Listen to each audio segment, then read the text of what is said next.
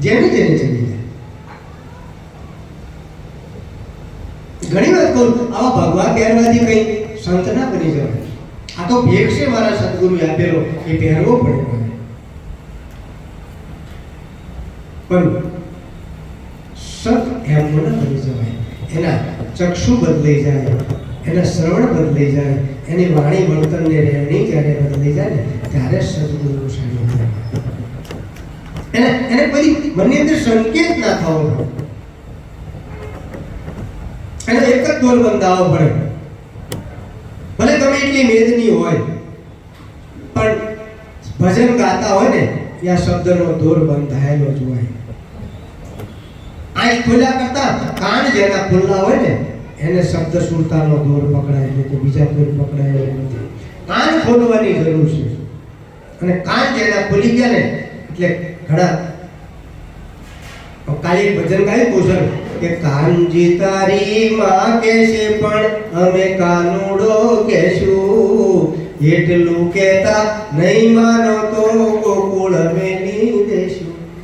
આપણે કાન એટલે કૃષ્ણને સમજવી છે પણ ના, કાન એટલે આને કાન કીધું.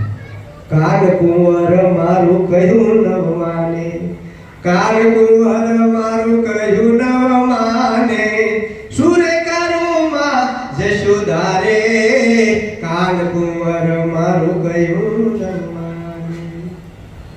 આ કાનની વાત કરી છે.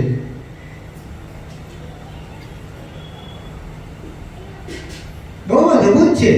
લોકગીતો ભલે ગમે તે છે બહુ અદભુત. હરે દાણ માગે કાનુડો દાણ માગે. તમે લોકગીત નાચવાનું ના, આની વાત છે. આને ખોલવાના શબ્દ સુરતાનો ઠેકાણું છે. આ શબ્દ છે ના સુરતા છે કેવળ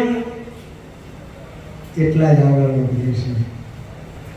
હરે દાણ માગે કાનુડો દાણ માગે, હારે તારી મુરલીમાં મોહા બાણ વાગે, કાનુડો દાણ વાગે, હારે તાણ માગે.